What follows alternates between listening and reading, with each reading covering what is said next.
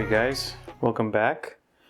So the last few weeks have been mainly focused on my WL Toys 104001, and I kind of wanted to go back to the project I was working on before that. But anyway, not to get too deep into that, here's some parts I have for my Arrma Big Rock. A few of you guys may notice that I still have the bell crank. One of the things we talked about inside the video was trying to firm up some steering slop and address holes in the bottom of the chassis that allow debris to kind of make its way into the chassis tub. Just the steering upgrades we've done with the Hot Racing servo saver and the Amazon 25 kilogram servo, that's been kind of enough for me in terms of the slop department. However, I did buy this, we might as well put it in. But this is the next main thing that I'm looking at. So if you have a Big Rock, and a few folks have corroborated my dismay here, the chassis has an access hole right here.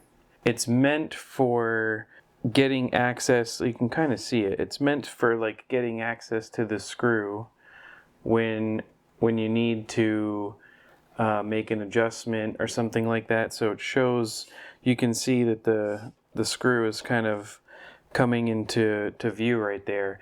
The problem is if you drive in places like parks or something like that that have acorns and whatnot, or areas with small rocks and such, they tend to get kicked up. And when they get kicked up, they end up in that hole, and they kind of just filter around the chassis tub. Best case scenario. Worst case scenario, it's something like a rock or an acorn or a piece of stick or something, which I've had a few times, that actually gets jammed in that steering mechanism and makes it so you can't steer. Well, none of the other components I've got, the servo saver, the more powerful steering servo, the bell crank, none of that's going to help. However, I think this might help. This is the TBone Racing chassis skid for the Arrma Creighton 4S and Big Rock and Senton 3S models. The part number is 10103. I'll put a link and all the other usual shenanigans in the description box.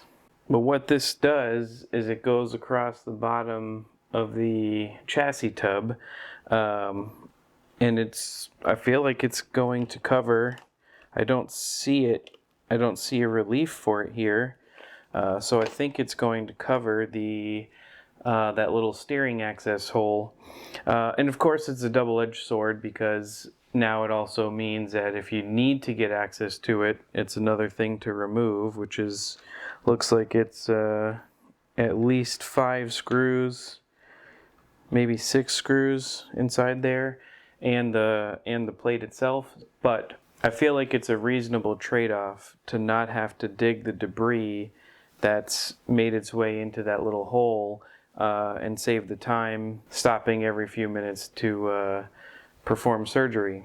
Anyway, I also picked up some arms. These I got a while back while I was on a work trip in Kansas City. I like to visit RC shops around the country and try to pick something up at all of them. And this one I got at a place in Kansas City. I was thinking about maybe doing like some kind of giveaway for them, but honestly, they're not all that expensive. So if we ever get to near any kind of milestone or benchmark with subscribers, I'll just pick something else up. Anyway, so I also picked up the TBone Racing wheelie bar rear bumper for the Big Rock, for no other reason than let's just buy all the T-bone parts. And then we got this I waited a long time for. This is the Hot Racing steel. It's a 57 tooth 0.8 mod steel spur upgrade. I've had this thing on notice for, I don't know, since maybe November, December. I waited a long time for this. This was hard to get. And I'm hoping it works with the factory slipper clutch or slipper pads. I did a little bit of research, and there's two models of this. They say the new model, quote unquote new model, is the SATF 257N, but I think that's the one that requires the upgraded slipper pads, and this one doesn't. Hopefully. Anyway, let's get tearing the sucker down. I suppose first we should open the packs and see what's inside. Let's do the skid plate first.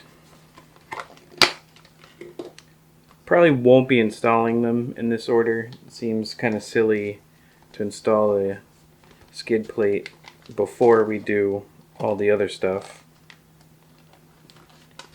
But we'll just take a look and see what's in here.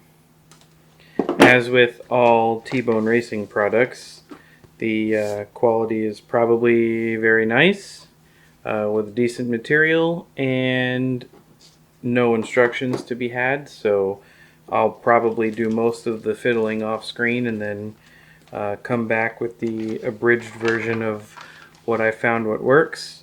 That seems to be the accepted method for you guys. So it looks like we have a skid plate with 1, 2, 3, 4, 5, 6, 7 screw positions. And there comes with 1, 2, 3, 4, 5, 6, 7 screws, a nut, and 4 spacers. Right away I can see this one's a little thicker, this hole's a little thicker, so this probably goes there. This is kind of what's crazy about TBone, is there's 2 different sizes of screws left with 3 positions each. Just doesn't necessarily come intuitively on what you're supposed to do until you start to take it apart. Alright, so that's what comes in here. Skid plate, 7 screws, 4 spacers, 2 different size spacers, and a nut. Let's take a look at the rear bumper and wheelie bar. TBone sells these hinge pin plate covers separately. However, if you buy their bumpers, they come in the kits. So if you're thinking about buying the hinge pin plates, you may want to wait and pick up the covers or the bumpers that come with the covers. I don't know if these wheels, they don't necessarily spin better than the factory one. I don't really care though. I don't do many wheelies. Like the front bumper, there's a detent for the differential. I don't know if you can see it. Go to the B cam here. Good quality material. Seems flexible. It's sturdy. Alright, so we have 2 long spacers, 2 nuts, a small spacer, a short screw, and 2 longer screws. Alright, so that's what comes in here. Let's put those components away. We'll start taking apart the big rock, and I'll start working out how to attach the rear bumper, and once we get this on, we'll probably do the arms, and then I'll do the skid last. Okay, we're going to take a quick look at this together. The rear bumper has a couple screws on the side that appear to be under this kind of skid plate, this factory skid plate here. There also appears to be 2 screws in the back up top here. I'm going to show in the B cam. It's a little easier to see, I think. So there's a screw here and a screw inside and 2 screws on right underneath here on both sides. Let's take off the cover. For those wondering, these are the Proline thumb screws.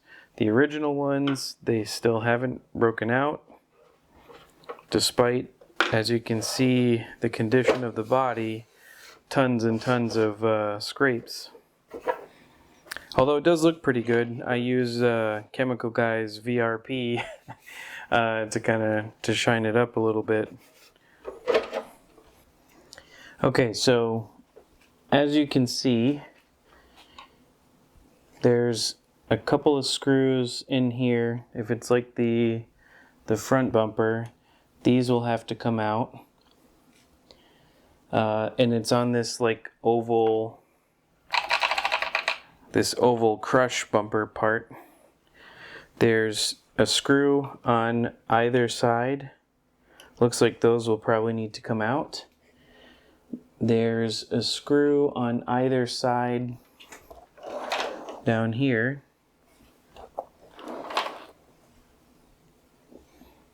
So both sides right there. Alright, so just like the front bumper, there's 2 holes in the bumper that you will put your driver through to loosen the crush bumper and get it off the bulkhead. This probably has to come off before... Oh, maybe not. Alright, it looks like there's just enough relief in the edge of the bumper for a hex driver to pass through there. I didn't necessarily want to take the wheels off, but looks like it's going to be easier.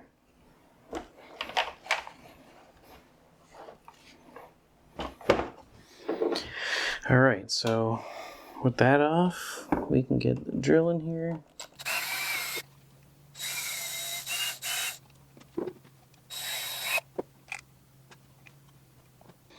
And upon looking at this again, it might be just like the front bumper where you don't actually need to take off all those middle screws.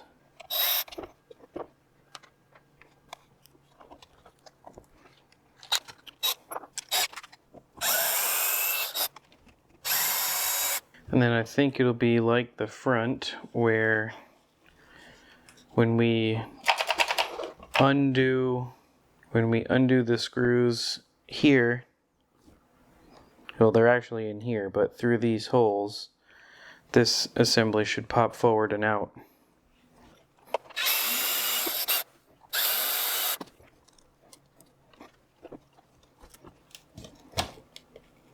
Yep, there we go.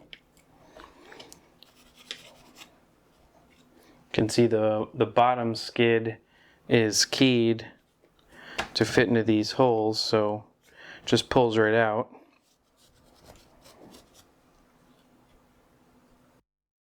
I think while we're messing around back here, it might be a good idea to do these arms. So I've already started. We're going to take out the screw on the end with the little flange that covers the pin there, the shock screw, then the 2 screws hinge pin plate. So this screw, shock screw, these 2 screws, and then the same over here for this shock screw, and then the screw with a flange to cover that pin. Let me pull these out and then we'll see where we're at. There's a quick note for the pins on the front of the carrier here. You'll need something like, I use these picks from Harbor Freight to push the pin out. You might be able to do it with a 1.5mm Allen or a toothpick or something like that, but you'll need something to push them from this hole inwards.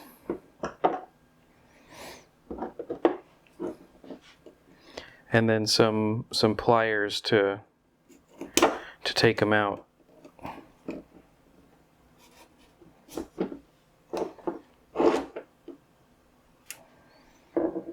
And these are just like the ones I pulled out in here. They're a little grody, so what I'll probably do is use some more of this 3-in-1 oil and then hit it with an emery cloth real quick to kind of take out some of the imperfections and the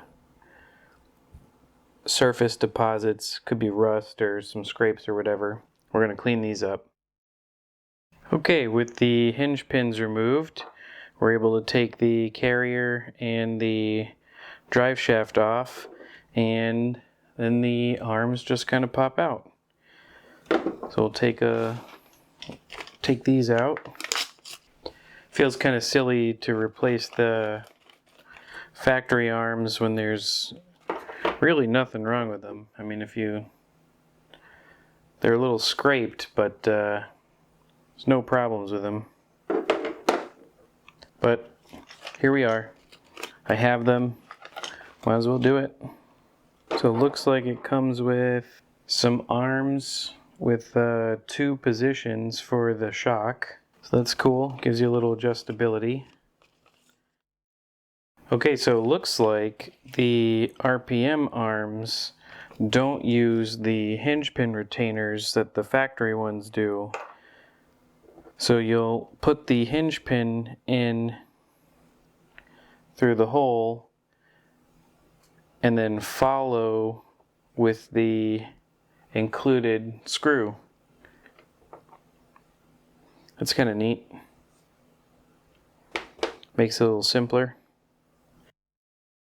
That went in pretty easy. You push the pin in from the top, and I had to use my 1.5mm to get it to go all the way in. And then you'll set this included screw inside here and tighten it down. The only thing I don't like is that the screw is Phillips.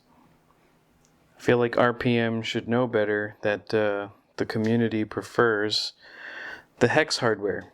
Anyway, I think it'll be fine. I'll finish this up and then we'll be back on to the bumper.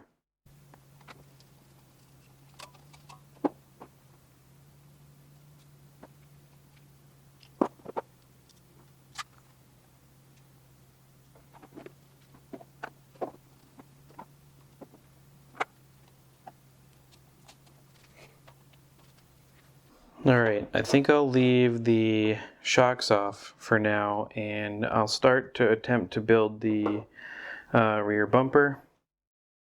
Okay, so I started to assemble the wheelie bar, and if you take a look at how much space is between the tip of the wheelie bar and the bulkhead, it's pretty clear, just like the front bumper. I don't know if you can see that. Just like the front bumper, we'll probably need that oval crush bumper. So the way to get them out is there's access holes on the inside. So the bumper was on the truck like this. These outer holes have access for a 2mm screw. So you use your 2mm hex, pull these 2 screws out, and that should split the oval bumper off of this this little assembly here. See if you can see that on here.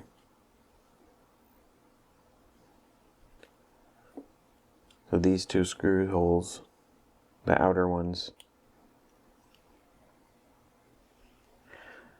Okay, so with the oval bumper that we just took off the bumper assembly, we will take this, drop the two longer screws supplied with the kit into the outer holes, so here and here. You'll likely need to use the factory 2mm screws that came with the big rock to attach this to the bulkhead. And then what we'll likely do is, once this is on the bulkhead, these will slide on. Once the sleeves are on, with the oval mounted to the bulkhead, you'll tip this back until these holes align, the holes out here. So when it tips back, these holes up here will align with these screws. And then you just put the nuts, the supplied nuts, on the end, and you're good to go. Okay, so I took the wheelie bar off the vehicle. The easiest thing to do is to put one screw in, slide the sleeve up, then finger tighten the nut. I don't know if you can see this. And then put the second screw in through the outside hole, put the sleeve on, finger tighten the nut, and then use a socket, or I just use some pliers and tighten those down. Since this part is assembled, I'm going to try to work out the fitment on the back of the bulkhead, and I'll come back when we have it nailed down. I think I got a pretty good idea how this goes. So you're going to take the small washer included in the kit, the spacer, and that goes into the bottom hole on the bottom of the chassis plate. Then you're going to take your hinge pin cover, the screws you're gonna use the original screws and attach that. Then this plate will go over the top of it, and the bumper assembly will set on top like this. Use the TBone Racing supplied flathead in the bottom hole, and use the factory screw that we pulled out of the original bumper in the top. That should secure it to the vehicle, and then we'll flip it over and look at attaching the bumper assembly to the bulkhead.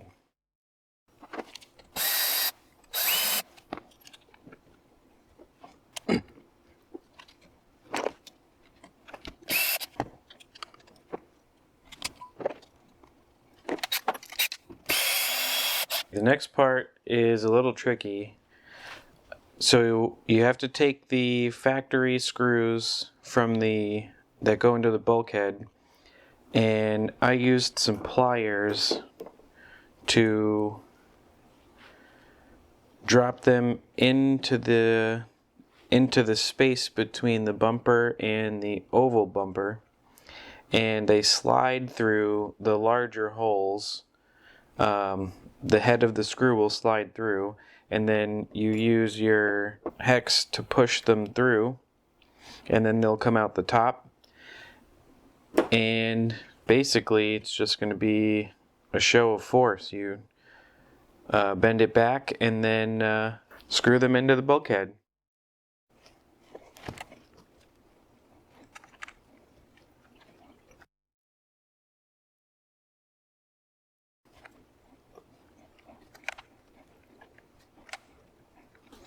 Alright, there we have it.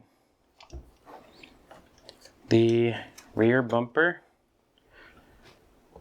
is on and assembled. we're going to finish attaching the shocks back to the new RPM arms, and then we'll take a look at the front arms and then finally do the skid plate. Okay, so for the front part, mine's going to be a little different because I already had the T-bone bumper, but essentially if you don't have this one, it'll be basically the same thing to remove the skid plate so we get access to the hinge pin cover. I don't want to take the whole bumper off, only because it's kind of tricky to get the oval part back onto the front. So I'm going to try to see if I can't remove the hinge pins without taking off the bumper. Alright, it looks like the front bumper is going to have to come off. I wasn't able to slide out the hinge pins or maneuver the bumper to where I could get a screw in there to take off the cover. With the T-bone bumper removed, we're going to take out the hinge pins by removing these two screws in the hinge pin plate. And then we're going to pull the hinge pins out. We're also going to have to undo the shock screws. And on the front side, well, I guess the inside of the hub, we'll probably have to take this screw out here. So it would be this screw, the shock screw, and the two on the hinge pin plates. Okay, factory arms are off. It was definitely the screws on the front of the hub carriers here, the shock screws, and the hinge pin plate screws. With these off, just kind of giving them a little once over to see how they look, and you know, they're in pretty good shape. Okay, stock arms gone. Let's take a look at the RPM arms. You can see the part numbers here.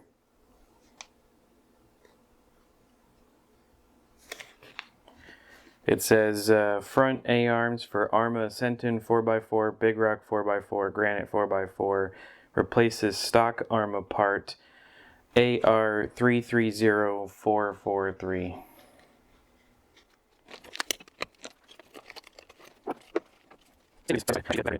Let's take a look at these side by side. I actually feel like the factory unit is beefier.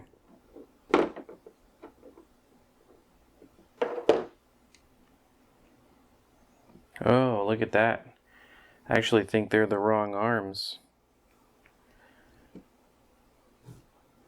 The factory one is longer. I wonder if this is for a different model. Big Rock. I didn't check the rear.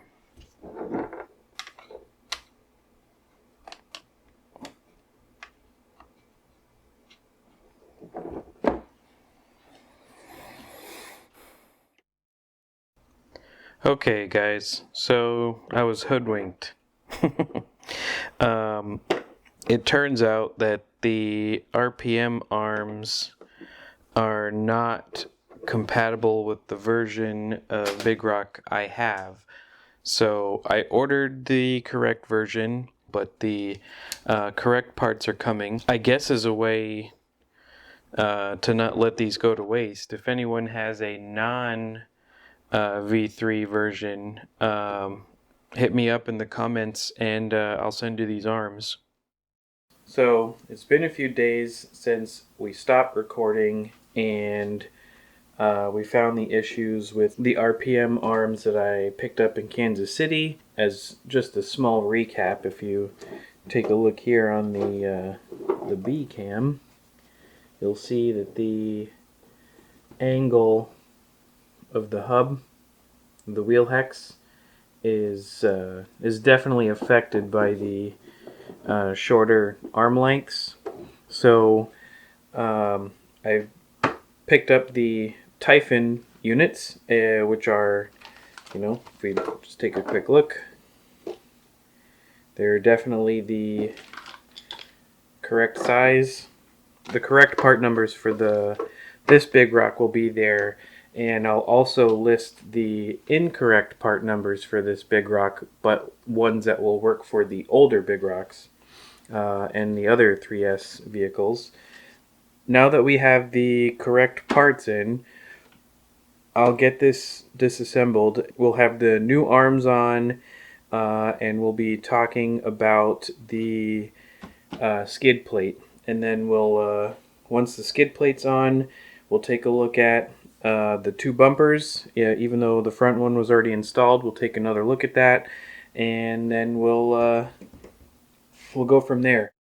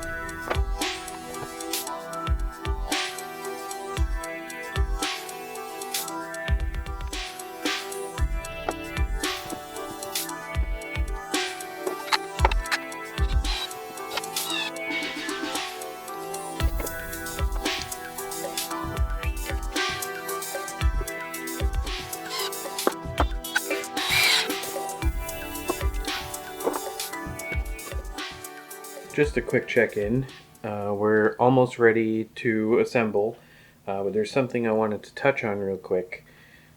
If you have a big rock, specifically a big rock, as I don't know if this part is available or comes on granites or anything else like that, but this is the battery tray stop inside the tray here. If you, like most folks, took this out, looks like you're going to need this to run the skid plate, because one of the screws for the skid comes into here, and it appears that it uses the threads from the little cover here. Let's see if we can zoom in a little. That's not going to do anything, so let's go to the B cam. There's a threaded part right here. It looks like one of the screws from the kit requires the thread to be there. Probably need a different screw, a washer, and a nut to use something other than this. So if you're thinking about the skid and you took this out, you either need to dig it out or get another one, or I guess you could potentially run without that screw, a screw in that hole, or figure out a way to get a different screw all the way through this chamber. Anyway, we're almost complete here. I think all I really have left to do is test to see if my batteries will fit. Actually, we can do that on camera. That way you guys know. So I have a gold bat here, 3S. I don't really use this one that much because I don't like the adapters. And this one's Dean's, and the Firma equipment is obviously IC5. But let's take a look and see if this will actually work. I usually run it like this.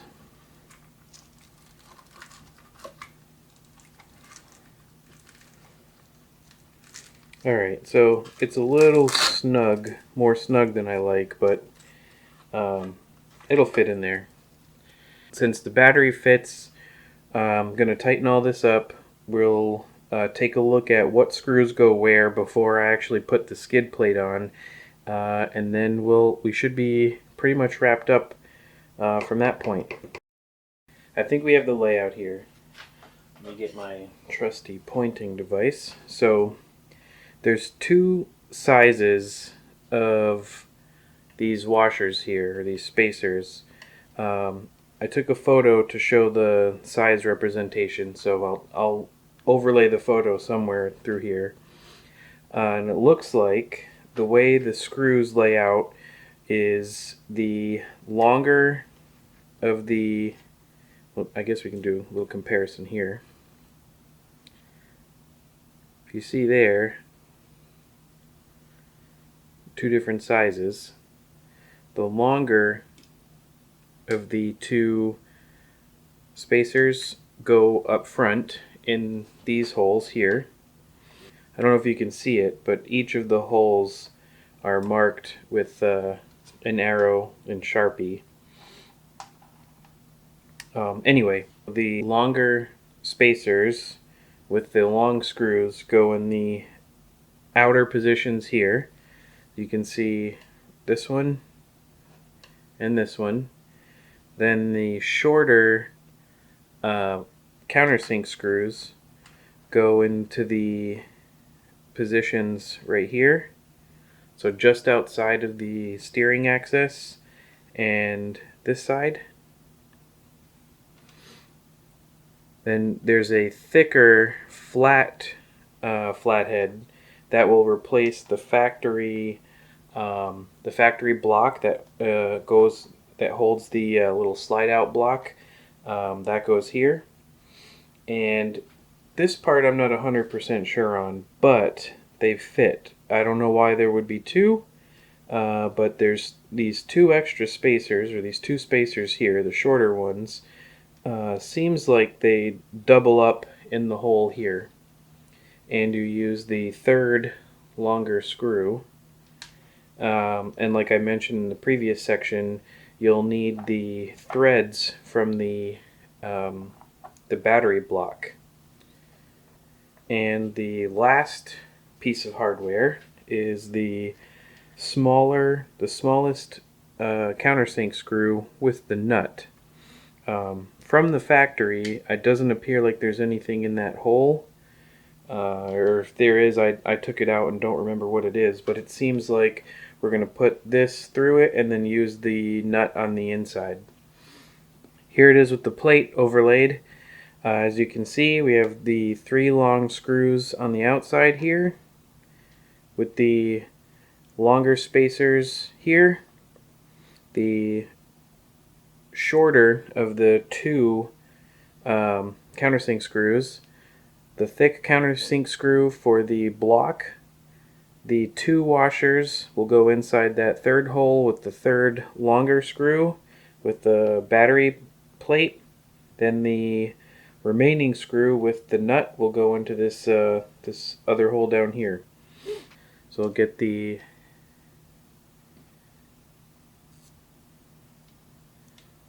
little spacers in there.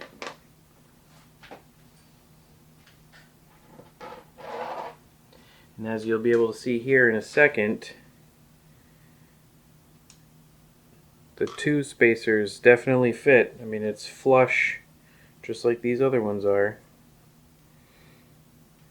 So we'll put this in.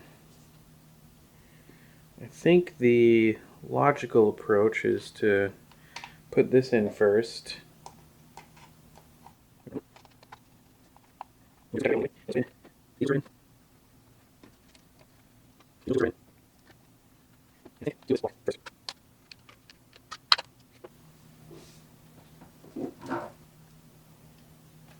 But you can see there that you're basically going to need this piece to allow that screw to have something to screw into.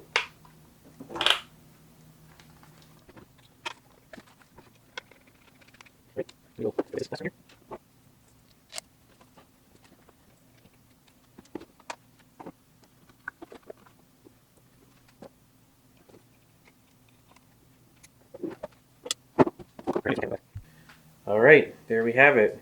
T-bone front bumper, T-bone skid plate, T-bone rear bumper wheelie bar, and RPM front and rear arms. I think that's about as armored as you can get on the bottom for this big rock. Normally I really appreciate the design effort that goes into a T-bone product, but if I'm honest, there's a couple of things that I don't like about this skid. First thing is, I don't know why we don't just cover this spot. Seems kind of crazy. I know that there's a natural break from the Arrma part, but feels like we should cover that. And then these 2 screws back here, the way that they work is, I mean, just kind of bothersome. I would much rather have them out here and have to drill my own, or drop a hex or something into one of these things than do what we did. Anyway, that's not the point. The point is, for me anyway, and the reason I got this, I don't necessarily care about the scrapes and scuffs, but I was tired of it's on the front, so we'll turn it. I was really tired of digging debris and crap out of the hole that you use to access the bearing components. There's a little access hole right here, and I got really tired of having to stop every few minutes and dig out a piece of mulch or a stick or something like that. It was by far one of the most annoying things about driving this sucker is you're always picking stuff out of this hole. So rather than plug it up like some people do, or try to figure out some other weird solution, I figure, this for a few dollars kind of solves the bill. It also looks cool and protect the stock parts or whatever. Anyway, I think that's going to do it for this video. I know we talked earlier about the spur gear that I picked up, but I don't think, actually, I don't even know what I did with it. Oh yeah, here it is. So we talked about doing the spur gear and the bell crank. Given that you need to take some of these parts out, and I'd have to remove the skid plate we just installed, I think I'm going to run this for a couple of days like this, and then we'll come back and we'll do kind of an internals video. I do have some pinions that we can look at taking this module out, so maybe that's what we'll do. So for now, we're going to leave it with just the Arrma mods. And then the next video will be spur gear, bell crank for sure, and we'll take this apart and see if we can fit some pinions in it and maybe do some speed tests. If there's any particular thing you'd like to see from the vehicles I own in the list, check the description. You can see the list. Let me know. Or if there's another vehicle you might be interested in, put it down below. Because we're not at 1,000 subs, I don't have the ability to do one of those community posts. So it's hard for me to kind of put an eye on the pulse of what's going on here. So all we have is comments. If there's a vehicle you're interested in or a type you're interested in, leave it down below, and something gets enough comments, we'll take a look at that. Alright guys, thanks for watching.